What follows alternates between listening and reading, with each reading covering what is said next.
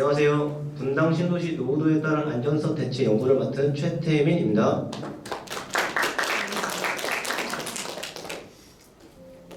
먼저 목차를 소개시켜드리겠습니다. 연구 배경을 먼저 말씀드린 다음 연구 과정을 소개시켜드리고 그 다음 기대 효과에 대해 말씀드리겠습니다. 연구 배경입니다. 여러분은 혹시 정자교 붕괴 사고를 알고 계십니까? 정자교는 경기도 성남시 분당구 정자동에 있는 교량으로 올해 4월 붕괴 사고가 있었습니다. 이 사고로 한 명이 사망하고 한 명이 부상을 입는 안타까운 사고가 있었습니다.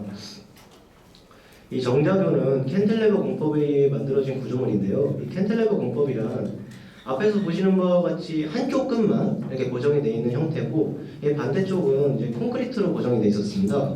근데 이 콘크리트를 덮고 있던 도로 포장이 노후화가 되면서 벗겨지고 콘크리트가 드러나면서 하필 또 이제 겨울철에서 봄철로 넘어가는 이런 환절기였기 때문에 동결 용해와 제설제로 인한 콘크리트의 부착력 감소가 이 붕괴 사고의 직접적인 원인이 되었습니다. 그리고 분당 신도시 건설 당시 워낙에 대규모의 건설인 만큼 기술자와 건설 자재가 부족한 현상이 발생하였습니다. 이로 인해 부실공사 우려가 당시에도 있었는데, 우리 조가 주목한 부분은 이 바닷모래를 사용하였다는 점입니다. 여기서 잠시 콘크리트가 어떻게 만들어지는지를 소개시켜 드리겠습니다. 이 콘크리트는 시멘트와 물을 섞고 잔골재와 굵은골재를 섞어 만듭니다. 이때 넣는 잔골재가 바로 모래인데, 여기서 사용하는 모래는 주로 염분이 없는 강에서 추출을 하는 걸로 알고 있습니다. 하지만 당시 건설 자재가 부족해지는 관계로 이 바다에서 염분이 높은 바다의 모래를 사용하였다는 의혹이 있었습니다. 한국건설기술연구원에서 발표한 보고서에 의하면 이 바다모래를 사용한 콘크리트 같은 경우 강도가 0도가 높으면 높을수록 강도가 떨어지는 것으로 나타난다고 말하고 있습니다. 하여 이 분당 신도시의 노후도 건물 중에 이 콘크리트를 사용한 건축물에 대하여 분석을 진행하게 되고, 최종적으로 이 위험도가 높은 지역에 순위를 매기게 되었습니다. 다음은 연구 과정입니다. 먼저 이 분당 신도시가 얼마나 노후화가 진행되었는지를 확인하기 위해 시범단지의 평균 연령을 분석하였습니다. 이때 말하는 시범단지란 분당 신도시가 처음 건설이 되고 처음으로 입주를 시작한 단지들을 말합니다. 국가공간정보 포털에서 제공하는 건축물 연령 데이터를 다운로드 받고 칼럼 정의서도 다운로드 받습니다. 그 후 QGIS에서 이렇게 띄우고 칼럼 정의서에서 건물명과 건물 연령 칼럼을 확인한 후 건물명 칼럼에 이 분당 시범단지의 이름을 넣어 필터링을 진행해 주었습니다. 이렇게 필터링에서 추출한 데이터, 시범단지 건물 데이터의 이 연령 칼럼을 민 함수에 넣어 평균을 내보았더니 이 33년이라는 나이 연령대가 나왔습니다. 이 성남시 도시 및 주거환경 정비에 관한 조례에 따르면 이 노후 불량 건축물의 기준을 확인할 수 있는데요.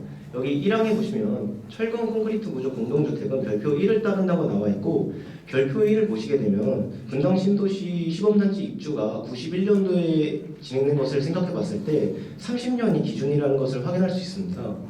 또한 이 감옥에서도 보다시피 단독주택이 아닌 건축물로서 이 철골 구조의 건축물 또한 30년이라고 나와 있는 것을 얘기하고, 저희는 이것을 노후화 건축물의 기준으로 삼았습니다. 보다 정확한 분석을 위하여 이 분당 신도시 계획 당시에 지어진 건축물만을 추출하기 위해 지리참조자를 이용해서 분당시 계획도를 지도 위에 올린 후 이 테두리 안쪽에 있는 건축물만을 따로 추출을 하였습니다.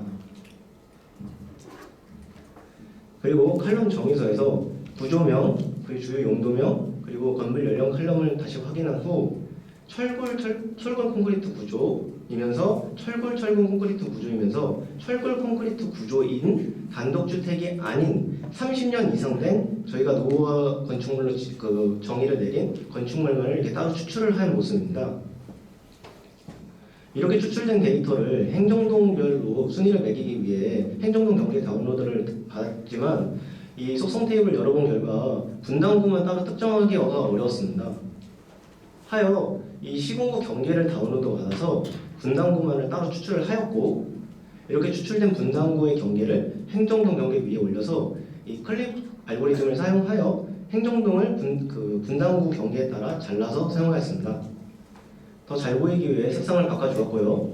이 노후 건축물 데이터를 올린 후 이 개수를 세주는 알고리즘을 사용하려 하였으나 이 개수를 세주는 알고리즘은 점 데이터만을 사용할 수 있었고 건물 데이터는 면 데이터이기 때문에 그 건물 데이터 중심점을 찍어가지고 그 중심점을 세는 방식으로 이 문제를 해결하였습니다. 하여 이 노후 건축물이 가장 많은 행정동은 이메일동으로 다음으로 야탑상동, 분당동 순으로 이게 집계가 되었습니다. 다음으로 인구수를 분석하였는데요. 인구수를 분석한 이유는 이 재난 및 안전관리 기본법에서도 나와 있듯이 국민의 생명, 신체, 재산에 피해를 주는 것을 재난이라고 하고 있고 앞선 분당 정자기 공개 사고 역시 인명 피해가 발생한 만큼 더 안타까운 사고이지 않나 싶습니다. 이렇게 인구 밀도가 높은 것보다 이렇게 인구 밀도가 많은 곳이 더욱 피해가 심한 것을 생각해 봤을 때 이 인구가 더 많은 곳이 위험하다고 판단하여 저희는 인구수 또한 분석을 하게 되었습니다. 행정안전부에서 제공하는 주민등록 인구 통계의 데이터를 사용하였고요. 이렇게 엑셀에서 열어보니 저희가 바로 사용할 수 없는 데이터였기 때문에 이렇게 전처리를 먼저 진행을 해주었습니다. 전처리된 인구 데이터와 행정동 경계 데이터를 결합을 시켜 이렇게 시각화를 진행해 주었고요.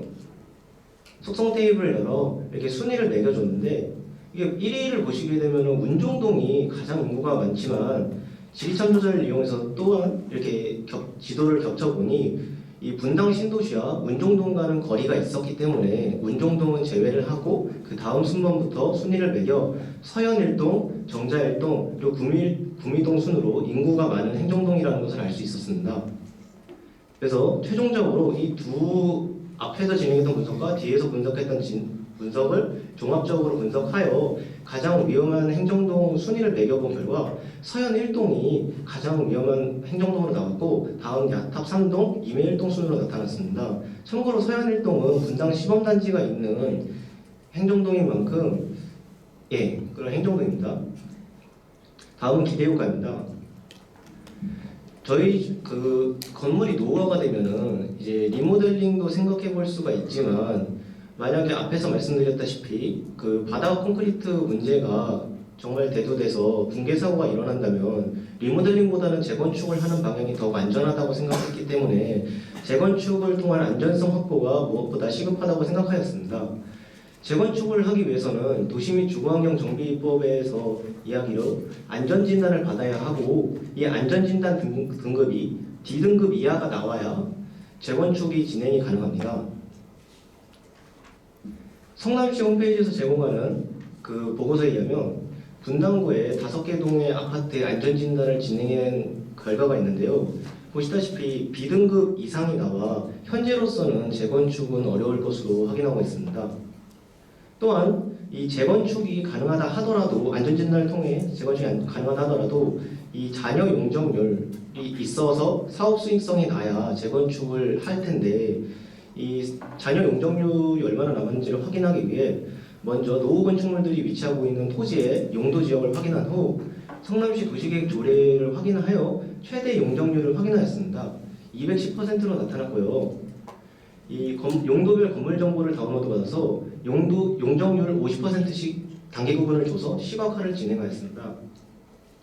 색이 진할수록 잔여 용적률이 없는 곳이고 이렇게 아예 하얀색은 누락된 값이 있기 때문에 분석을 안 하시면 될 것 같고 보시게 되면 대체로 색이 진한 것을 봤을 때 이 잔여 용적률 또한 남아있지 않아서 이 재건축은 현행법상 어려울 것으로 보고 있습니다만 이 재건축의 첫걸음이라고 할 수 있는 재건축 추진준비위원단이 21년 5월에 결성이 됐고 작년 초에 있었던 대선에서도 대선 후보자들 역시 이 재건축 조건의 완화를 공약으로 내건가 하면 현 정부에서도 재건축의 요건 완화를 완화 정책을 계속 펼치고 있는 것을 보면 재건축을 통한 안전성 확보가 가능하길 바라며 저희 조는 발표 마치겠습니다.